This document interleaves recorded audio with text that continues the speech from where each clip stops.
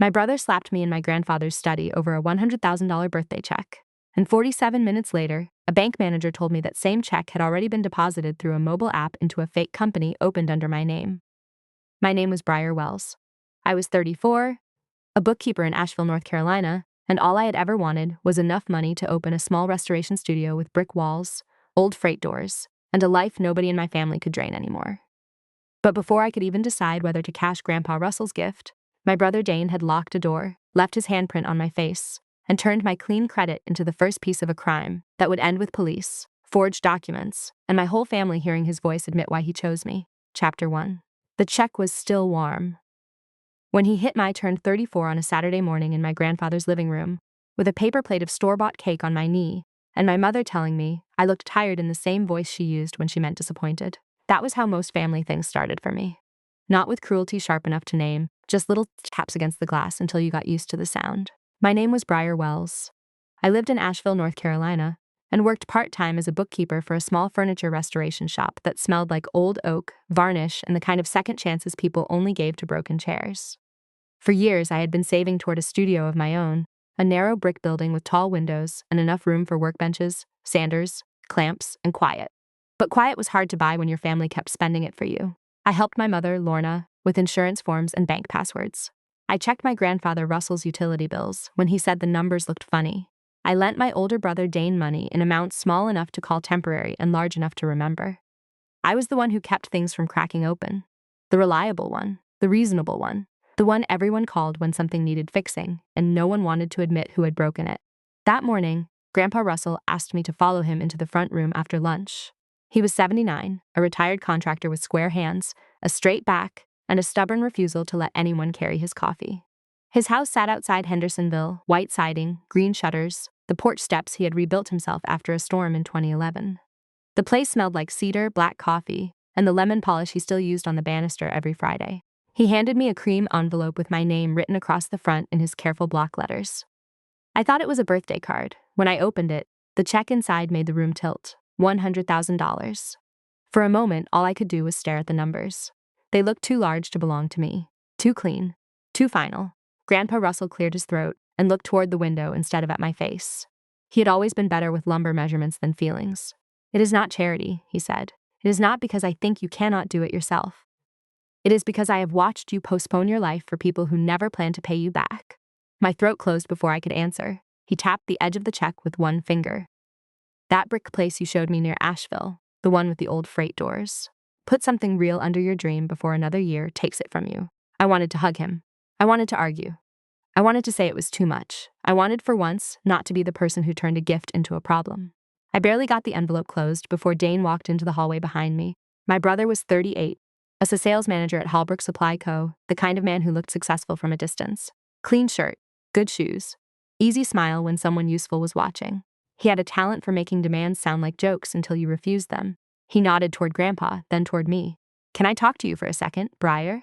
I followed him into Grandpa's study because I still had the old reflex. When Dane lowered his voice, I listened. When he said something was private, I protected it. That habit had survived longer than my trust should have. The study was small, paneled in dark wood, with 2 filing cabinets, a desk scarred by 40 years of coffee cups, and framed photographs of houses Grandpa had built before his knees started arguing with ladders. Dane shut the door behind us. Then he locked it. The sound was small, but my body heard it before my mind did. I turned around. Dane held out his hand. "Give it to me." I almost laughed because that was how he trained you. He made the unreasonable sound casual, and if you reacted like it was unreasonable, you became the dramatic one. "Give you what?" "Do not do that," he said. "The check." My fingers tightened around the envelope. Grandpa wrote it to me. Grandpa is old. He does not understand what he is doing. The words landed ugly. Not just because they were insulting, but because he said them like he had rehearsed them. "He knows exactly what he is doing," I said. Dane stepped closer. His eyes kept dropping to the envelope in my hand, not my face. He looked pale around the mouth. "That money should go to someone who knows how to use it." I said no for 1 second. He did nothing. Then he slapped me. My head snapped sideways. My cheek burned so fast tears came before I could stop them. Not crying, just shock, pure animal shock. The sound of it was worse than the pain. That flat crack in Grandpa's study, under the photographs of houses he built with his own hands, made something in me understand what my brain was still trying to excuse. This was not a family argument. Dane was not angry because I had hurt his feelings. He was scared. He grabbed my wrist. hard enough that my fingers went numb around the envelope. "Listen to me," he said. "You are going to hand that over, and you are going to tell Grandpa you changed your mind. Let go. If you make me call 911, I will tell them you hit me first." That was when the fear sharpened into something colder. The threat should have sounded ridiculous. He was bigger than me. My cheek was already swelling. He had locked the door. But Dane said it like he had a script ready, like he had already imagined who people would believe. I looked at his hand around my wrist. I looked at the locked door. I looked at the envelope. And suddenly I understood one thing with perfect clarity. He did not just want the money. He wanted control of the paper. I twisted hard, using the edge of the desk to pull my arm free. Dane reached for me again, but I was closer to the door. My fingers shook so badly I almost missed the lock. It turned. I yanked the door open and stepped into the hallway. My mother was near the kitchen, holding a stack of napkins. My father, Graham, was standing by the dining room table, looking confused in the tired way he always looked when conflict asked him to choose a side. Mom said my name. I did not stop. Dane came out behind me, breathing hard. "Briar, do not be stupid." That word followed me through the front door. Stupid, not scared, not hurt, not betrayed. Stupid. I got into my car with the envelope pressed flat against my chest. I locked the doors before my seatbelt clicked. My hands shook so badly I had to breathe through my teeth before I could start the engine. I did not call my mother. I did not call Dane. I drove straight to Blue Ridge Community Bank, the branch Grandpa had used since before I was old enough to sign my own name. The drive from Hendersonville toward Asheville felt longer than it was. Every red light gave my brain time to start bargaining. Maybe Dane had panicked. Maybe he owed someone. Maybe I should have handed the check back to Grandpa and let him deal with it.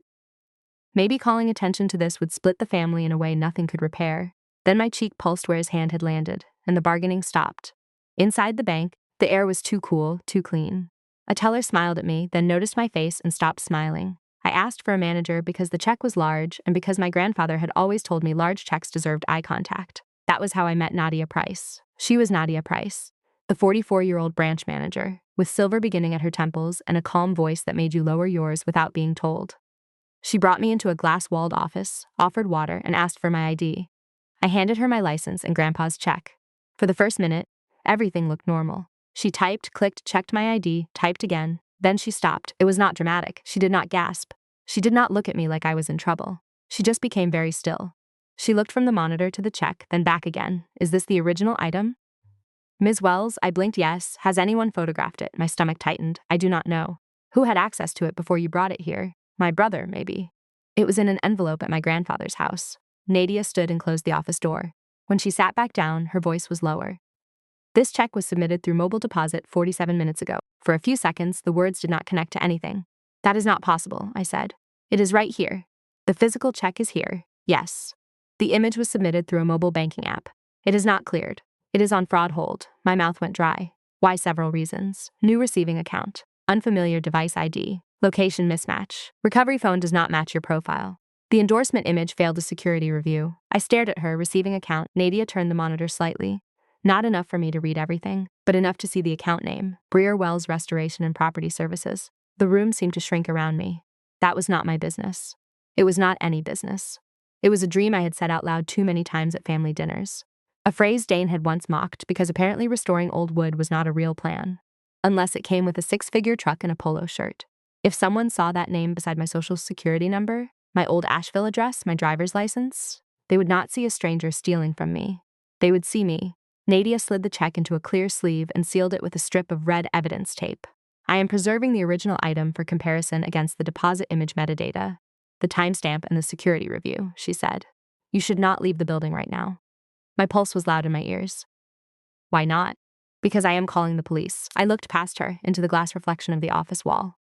My left cheek was red, swelling under the skin where Dane's hand had landed. And in that reflection, I finally saw the shape of the thing. Dane had not hit me because he lost his temper.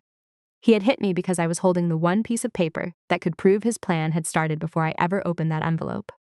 Chapter 2. My name was already on a company. I never opened. The first officer arrived before I finished the water Nadia had set on the desk. He came in quietly, the way people enter rooms when they already know something ugly has happened inside them. A few minutes later, Detective Lena Ortiz walked through the glass doors of Blue Ridge Community Bank with a leather folder under one arm and a look that did not waste emotion. She introduced herself as Financial Crimes. Not patrol, not family dispute, financial crimes. That was the first time my stomach truly dropped. Nadia had called the bank's fraud liaison because of the amount, the mobile deposit hold, the strange receiving account, and the fact that my grandfather's name was attached to the check. By the time Detective Ortiz sat across from me, the story had already stopped belonging to the private room where Dane slapped me. It had become something with timestamps, device records, identity documents, and evidence tape. Start with the envelope, Detective Ortiz said. Her voice was calm, but not soft. It made me want to tell the truth in straight lines, so I did. I told her Grandpa Russell had handed me the envelope after lunch. I told her Dane had followed me into the study. I told her he locked the door, demanded the check, called Grandpa old, and said the money should go to someone who knew how to use it. I told her I said no. When I got to the slap, I heard my own voice flatten then. Detective Ortiz looked at my cheek, then at my wrist, where Dane's fingers had left a faint red band. Did he threaten you after that? He said he would call 911 and say I hit him first. She wrote that down. Something about seeing it become ink made it worse. It was no longer my brother being cruel in a locked room. It was a statement, a threat, a pattern beginning to reveal itself. Nadia stepped out to make another call. When she came back, Grandpa Russell was with her. He walked in like he always did, straight-backed, jaw set, one hand resting against the head of his cane even though he hated using it. He had spent half his life climbing framing ladders and walking roof lines, and age had not taken the contractor out of him. But when he saw my face, something in him cracked. Who did that? I swallowed. Dane. His hand tightened on the cane. He was angry. I could see that. But he was not shocked enough. That hurt in a place I did not expect. Because if Grandpa was not shocked, then some part of him had already known there was something wrong with Dane. Maybe not this. Maybe not a stolen check and a fake account. But something. Nadia laid out the fraud summary she had printed. She did not show every line, but she explained enough.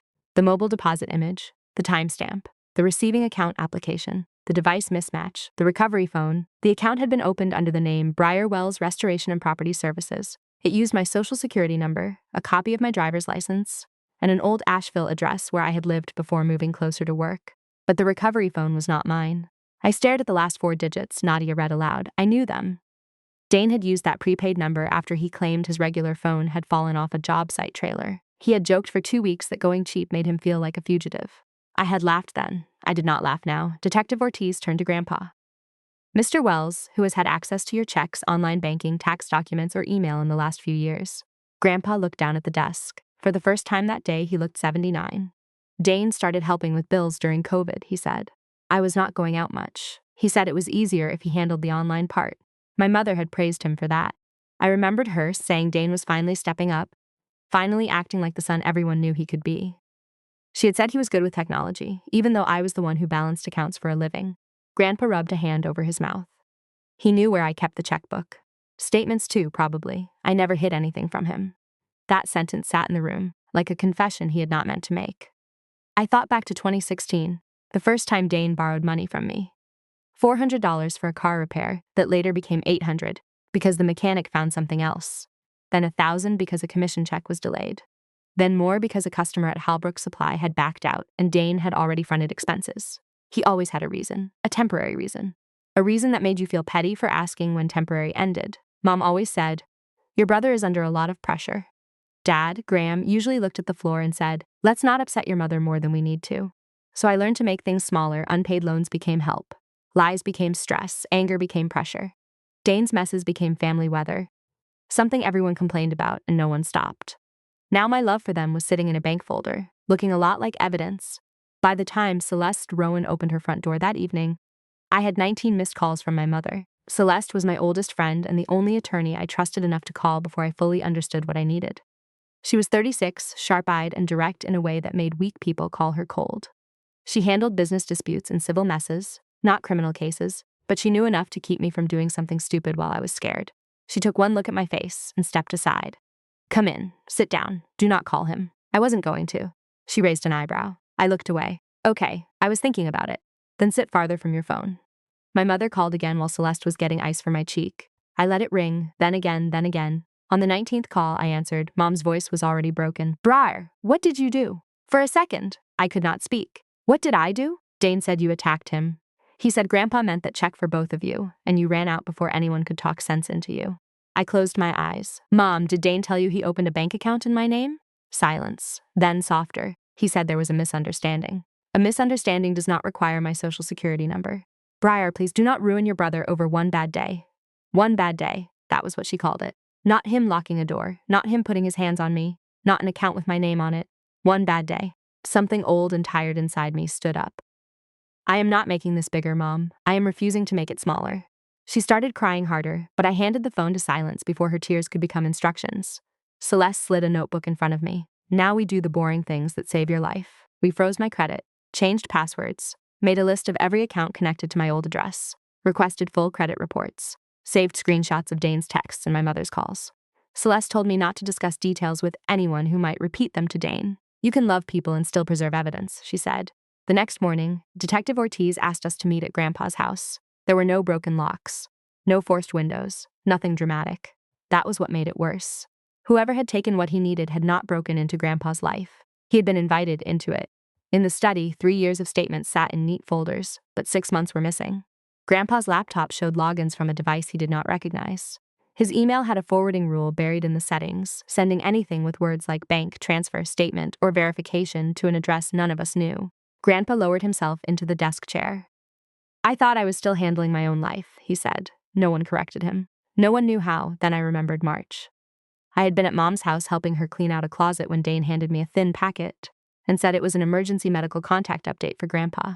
He said if Grandpa fell or ended up in the hospital, the doctors needed to know I could answer questions. I signed 2 pages while Mom asked me about donation boxes, and Dane stood by the kitchen counter tapping a pen against his thumb. Grandpa remembered signing something too. Dane had called it a temporary financial assistant form, only in case Grandpa was ever in the hospital and bills needed to be paid. Detective Ortiz did not accuse anyone.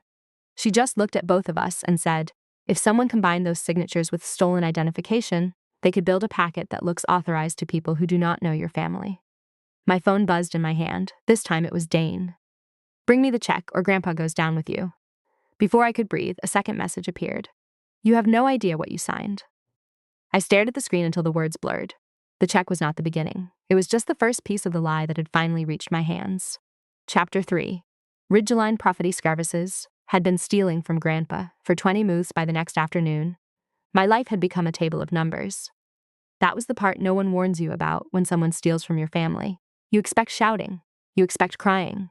You expect some scene in a kitchen where someone finally says the thing everyone has been avoiding for years. What you do not expect is a forensic accountant sitting at your grandfather's dining room table with a laptop, 3 bank statements, and a yellow legal pad, quietly turning betrayal into columns. His name was Evan Klein. Celeste found him through a probate attorney she trusted, and Grandpa hired him before my mother could say we were overreacting. Evan was in his mid-40s, neat, calm, and almost painfully precise. He did not gasp when he found something bad. He just circled it, wrote a date, and kept going. That made it worse. At 2:40 that afternoon, Evan turned the laptop toward us.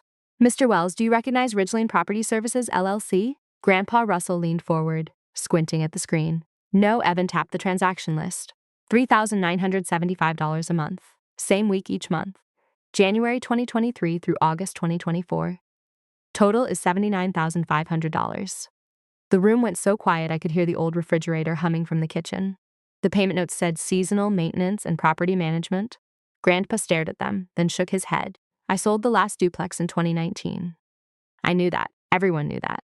The little rental duplex outside Hendersonville had been the last piece of property Grandpa kept after he had retired. He sold it before COVID because he said he was tired of calls about leaky faucets and porch lights. By early 2020, Dane had started helping him pay bills online because Grandpa did not want to stand in bank lines anymore. Back then, it had seemed helpful. Now it looked like access. Even pulled up the LLC filing. Ridgeline Property Services had been registered at the end of 2022. Organizer, Dane Welles. Mailing address, a private mailbox near Asheville. Grandpa did not speak for a long time, then he said, I saw emails sometimes, verification things, statement notices. Dane said not to click anything. He said he handled it. His voice changed on the last word, not angry, smaller. Grandpa had built houses through recessions, storms, supply shortages, and men who thought contracts were suggestions. He had never liked needing help. Dane had not just stolen money from him. He had made help itself feel dangerous. Celeste stood behind my chair with her arms crossed. Briar, she said quietly, your credit report is in. I already knew by the way she said it. 4 credit cards had been opened in my name between 2023 and 2024. Total balance $31,840. The mailing address was the same private mailbox tied to Ridgeline. 1 card had paid for men's clothing, restaurants, and a watch from a store in Charlotte. I remembered the watch immediately. Dane had worn it at my birthday lunch, dark face, silver band, catching light every time he lifted his glass. I had said, nice watch. He had smiled and said, hard work finally paid off.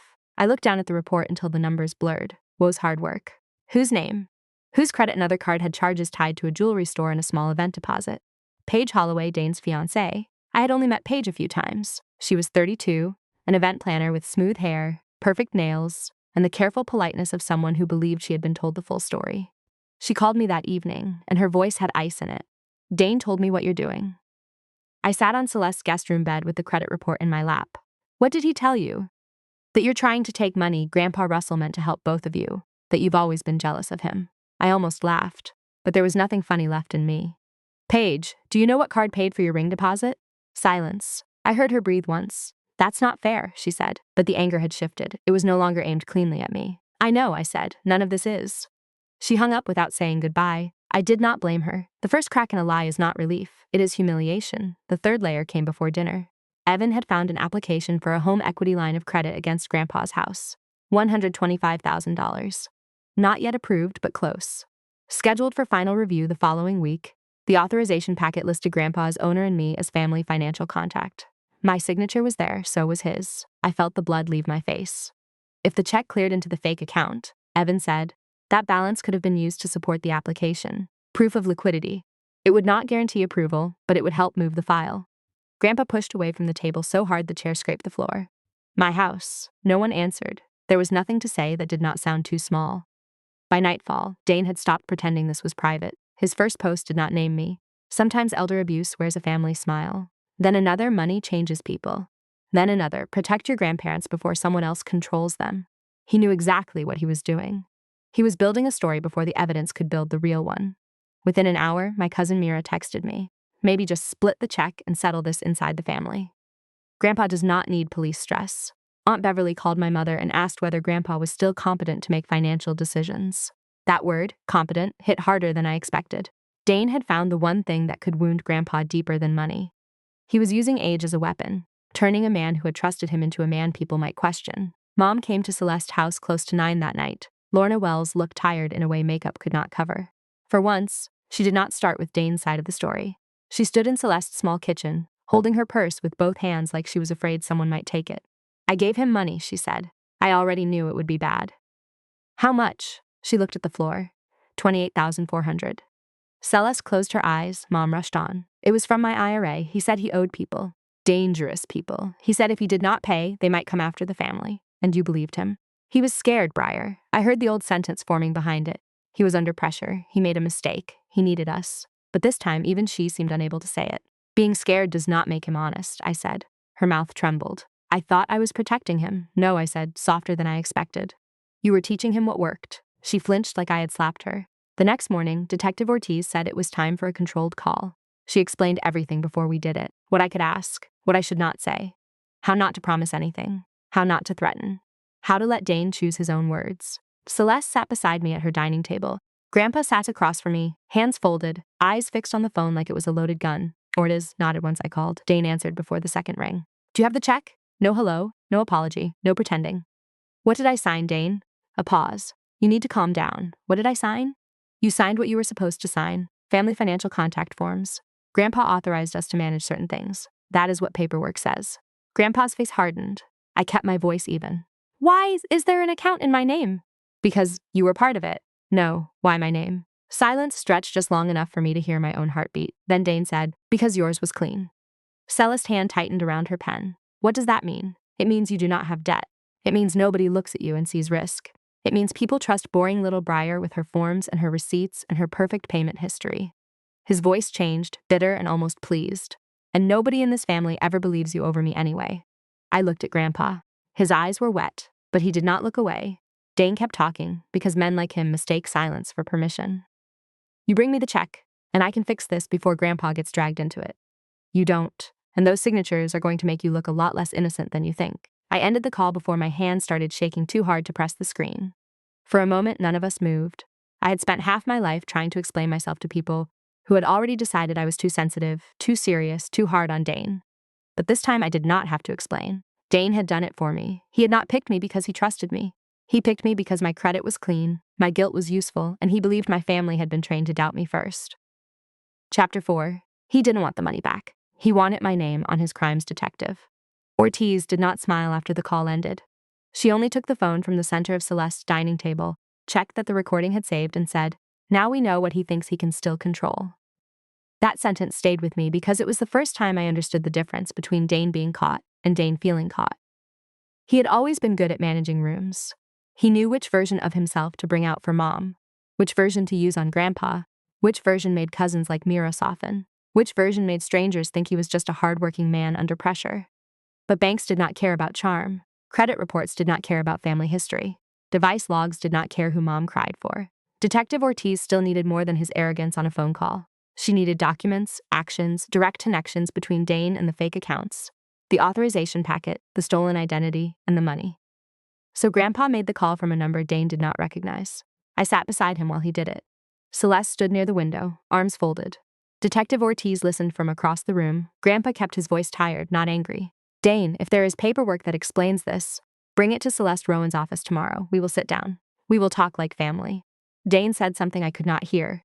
Grandpa looked at me, then said, Briar will bring the check. That was the only part Dane cared about. He agreed the real check never left Blue Ridge Community Bank. Nadia Price kept it in evidence hold, sealed and logged. What Celeste slid into a cream envelope the next morning was a photocopy, harmless except to a man desperate enough to believe it might save him. Celeste's office was on the second floor of an old brick building near downtown Asheville, the kind with narrow stairs, creaky floors, and too many exits for a modern security plan. The conference room had a main door that opened toward reception and a smaller side door that led to a back stairwell.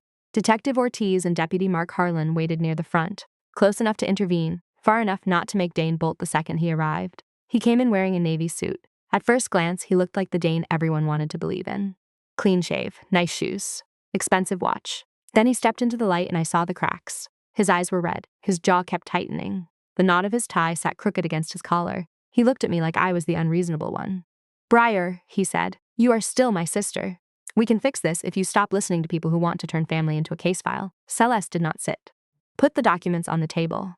Dane gave her a look that usually worked on people in sales offices. It did not work on Celeste. He opened a folder and spread papers across the conference table. Authorization forms, family financial contact pages, a management permission letter. My signature appeared near the bottom of 2 pages. Grandpa's appeared on another. For one sick second, even knowing the truth, I felt my body respond like guilt had fingers. Celeste leaned over the pages.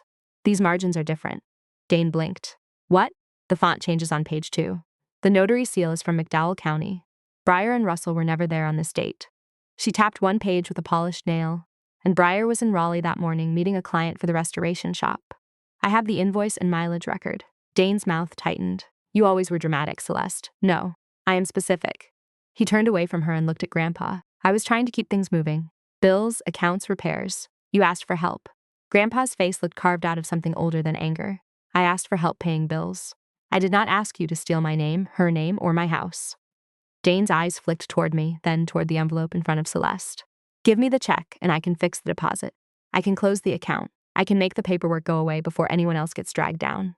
I heard it then. Not remorse, logistics. What about Ridgeline? I asked. His lips parted, then closed. What about the 4 credit cards? He shifted in his chair. What about the home equity line on Grandpa's house?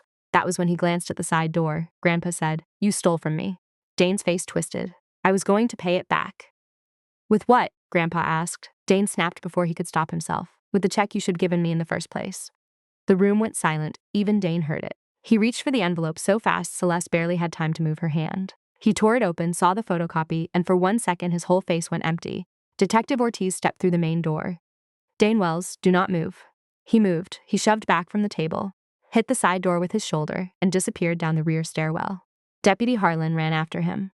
Celeste grabbed the documents before the air from the closing door could scatter them. Dane escaped the building, but he did not escape the room. He left his papers, his words, and his panic behind him. After that, the Dane who had managed everyone for years began to unravel. For 48 hours, my phone felt like a live wire. He left Mom a voice message saying I had destroyed him. He texted Paige that I was framing him because I wanted Grandpa's money. He emailed Grandpa from an address none of us recognized, promising to return everything if we withdrew our statements. It was not an apology. It was a cleanup attempt. That night, someone broke into Grandpa's house. The new lock on the side door had been forced. The camera Ortiz had told us to install caught a hooded figure entering at 12:38 a.m. A second camera inside the study caught his face when the hood slipped back, Dane. He took an old laptop and 2 document boxes from the closet.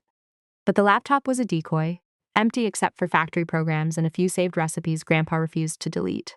The real records had already been scanned by Celeste and backed up by Evan Klein. At 2:13 a.m., the alarm on my car went off outside Celeste's building. I was sleeping in her guest room because my apartment no longer felt private.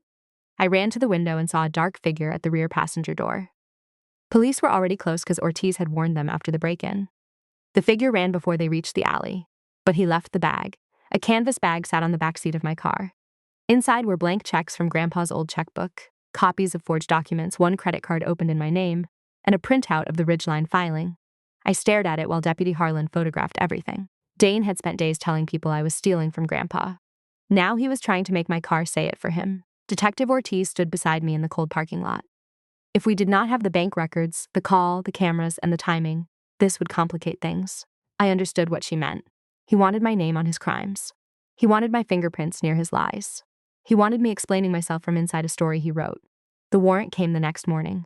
At Dane's apartment, investigators found missing bank statements, copies of my driver's license, a counterfeit notary stamp, receipts from the private mailbox, and scanner logs tied to Halbrook Supply Co. They found betting and wedding deposits linked to Paige, the kind of purchases that made his fake life look stable, and they found a spreadsheet. Detective Ortiz did not let me keep a copy, but she read enough for me to understand why my stomach turned. Briar, clean credit, guilt responsive, likely to comply if mom calls. Lorna, fear responsive, pays if danger implied. Russell, pride sensitive, avoids embarrassment. Aunt Beverly, gossip amplifier. Mira, peacekeeper, pushes compromise. Paige, image dependent, reassures with future promises. I read my line twice, not because I did not understand it, because I did every emergency call, every soft apology, every time Dane said I was the only person he could trust. Every time mom cried until I did the reasonable thing. None of it had been random chaos. It had been a system. That evening, mom came to Celeste's house with her phone in her hand and no makeup on her face. He left me another message, she said. Celeste played it on speaker. Dane's voice filled the kitchen, low and urgent. Mom, listen to me. You need to tell them you saw Briar take Grandpa's checkbook. Just say you saw her with it. You do not have to know why. Just say it, and I can fix the rest. The message ended. Mom's hand started shaking. He doesn't want me to help him, she whispered. He wants me to frame you. I looked at my mother, and for the first time in my life, I did not reach for her pain before I reached for my own. She had to sit with it. She had to understand that every time she protected Dane from consequences, she had taught him she might one day protect him from me. Chapter 5. The family finally heard his voice for 3 days after that message. My mother did not call me crying. That should not have felt like a miracle, but it did. She stayed at Celeste's kitchen table that night until the coffee went cold, staring at her phone like Dane's voice might crawl out of it and explain everything away. It never did. No explanation could make his request smaller. He had not asked her to stand beside him. He had asked her to stand over me and lie. Grandpa Russell still kept his birthday lunch at First Methodist Fellowship Hall. Detective Ortiz told him it would be smarter to cancel. Not because he had done anything wrong, but because people under investigation become unpredictable when the room stops believing them. Grandpa listened, then said, he used this family as a shield. I am not letting him hide behind it one more Sunday. So we went. The fellowship hall smelled like coffee, folding chairs, and lemon cleaner. The same relatives who had texted me careful little warnings about family peace stood around paper plates of ham biscuits and fruit salad, avoiding my eyes. Mira was there, the cousin who had suggested splitting the check to calm everyone down. Aunt Beverly was there too, the one who had asked whether Grandpa was still competent. Dad stood beside Mom, quiet as ever, but something in his face had changed. He was not looking at the floor this time. Before Dane arrived, Grandpa walked to the front of the room. He did not bring a projector. He did not stack documents on a table. He did not perform the truth. He just stood there, 79 years old, one hand on his cane, and told the family what had happened. He said Blue Ridge Community Bank had identified a fraudulent mobile deposit. He said an account had been opened using my name. He said money had been diverted from his accounts through Ridgeline Property Services. He said law enforcement was investigating identity theft, elder financial exploitation, and forged documents. Then he looked around the room. Do not call Dane for details. Do not repeat rumors. Do not help him turn this into gossip. This is not a misunderstanding. This is evidence. Mira lowered her head. Aunt Beverly pressed a napkin to her mouth. Mom looked like she had aged 10 years in 1 week. I stood beside Grandpa and said nothing. I did not need to convince anyone anymore. For once, the room had to sit with facts before it could reach for excuses. Dane came in 20 minutes late. He was not wearing the watch. That was the first thing I noticed. His shirt was wrinkled under his jacket, and his face had the gray, sleepless look of a man who had run out of versions of himself. Then he saw the room. He saw Mira staring at the floor. He saw Aunt Beverly not rushing toward him. He saw Mom standing near me. The mask came on anyway. So this is what we are doing, he said. A family ambush. Grandpa did not move. This was a birthday lunch. Dane laughed once, sharp and ugly. No, this is Briar's little courtroom. She finally got what she wanted. Everybody looking at me like I am the problem. Mom stepped forward before I could. Did you ask me to say I saw Briar take your grandfather's checkbook? Dane's eyes snapped to her. Mom, you do not understand what they are doing. Did you ask me? Because I needed you to help me. No, she said, and her voice broke on the word. You needed me to frame your sister. The room went still. Dane turned away from her fast, like her pain had become useless to him. He pointed at me. She knew. She signed forms. She knew exactly what that account was for. I unlocked my phone. Detective Ortiz had told me exactly what I could play, and Celeste had made sure the file was saved in 3 places. My hand did not shake when I pressed it. Dane's voice filled the fellowship hall. Because yours was clean. A murmur moved through the room, then the next part played. And nobody in this family ever believes you over me anyway.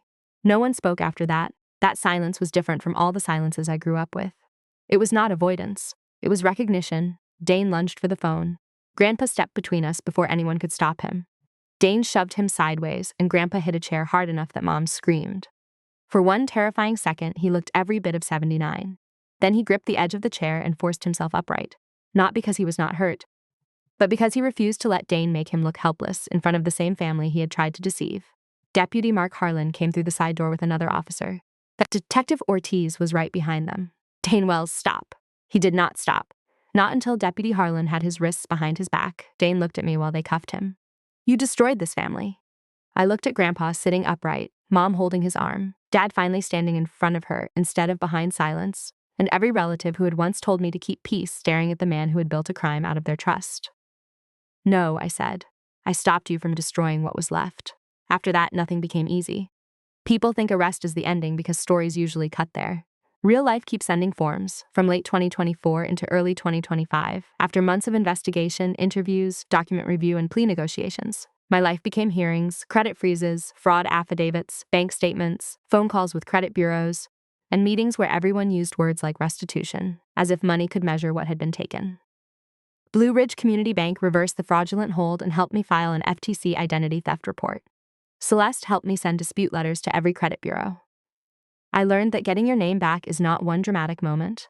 It is envelopes, case numbers, waiting periods, and the humiliation of proving you did not do things you never imagined doing. Marisol Chen, Grandpa's estate attorney, canceled every authorization connected to Dane. She placed a property title fraud alert on Grandpa's house, updated his will and trust, and removed Dane from every role that required trust. Grandpa did not pretend he had never been fooled. He did something braver. He built new locks around the parts of his life he still controlled. Evan Klein finished the forensic report in March. Ridgeline had taken $79,500. 4 credit cards in my name carried $31,840 in fraudulent charges. The home equity line for $125,000 had been stopped before funding. Total exposure, $236,340. Actual restitution focused on $111,340 because the home equity money never made it out. Hallbrook Supply Co. fired Dane after scanner logs tied company equipment to forged documents. Paige Holloway returned her ring and moved out of their apartment. She sent me one message. I am not asking you to forgive me. I just wanted you to know he lied to me too. I did not send a long reply. I only wrote, I know. Mom went to counseling. That sentence sounds simple. It was not. Lorna had to learn that guilt was not love, that fear was not proof, and that protecting Dane from consequences had never protected the family. She apologized to me one afternoon without adding but. I thanked her. I did not move closer. Dad apologized too, in his quiet way. I thought staying out of it meant I was not choosing sides, he said. I looked at him and waited. He nodded like the answer hurt, but silence chose for me. In April 2025, Judge Caroline Reeves accepted Dane's plea agreement. Bank fraud, identity theft, elder financial exploitation, document forgery, burglary, assault-related conduct, restitution. Several years in state prison, followed by supervised release. No contact with me or Grandpa except through attorneys. At sentencing, Dane apologized in the voice he used when he wanted a room to soften. Then he said none of this would have happened if Grandpa had divided things fairly. That was when I knew the apology was just another locked door with nicer paint. When I gave my victim impact statement, I did not ask the judge to hate him. I told her the deepest harm was not the check, or the cards, or the fake business name. It was that my brother had turned our compassion into a financial strategy. He had studied who felt guilty, who got scared, who kept peace, who avoided embarrassment, and he had used all of it. A few weeks later, Blue Ridge Community Bank finished the review and issued a cashier's check for the original $100,000. Grandpa wanted to add more. I said no. The first gift was enough. I used $42,000 as a down payment on the brick building near Asheville, the one with the old freight doors and dusty windows. $18,000 went to legal bills, credit repair, tools, and equipment. The rest went into an emergency fund with only my name on it. The first time I stood alone inside my restoration studio, sunlight came through the dirty glass in long, pale strips. The floor needed work. The walls smelled like dust and old wood. There were no benches yet, no shelves, no finished pieces waiting by the door. It was still the safest room I had ever owned, Dane wrote once from prison. He said he had changed. He said he hoped someday we could be brother and sister again. Then, near the end, he asked if I could talk to Grandpa about restoring a small part of his inheritance. I folded the letter and put it in the same drawer as the old evidence folder. I did not answer. Forgiveness, if it ever came, would not mean access. Love, if any piece of it survived, would not mean surrender. Family was not a key someone could keep after using it to rob you. On my 35th birthday, Grandpa came to the studio with a card, no check this time. Just his handwriting, blocky and careful on the inside. The best thing you built this year was a life nobody else controls. I looked at my name on the business license taped near the front window. Briar Welles Restoration. Real this time. Mine this time. And I understood what Dane had really tried to take. My name, my credit, my silence, my future, my place in the family story. He did not get to keep any of them. I do not need my brother to disappear from the world. I only need him to never again have a key to my life. And if someone in your own family used your name, your credit, and your trust to frame you for their crimes, would you ever let them back into your life? Or would you keep that no contact order forever?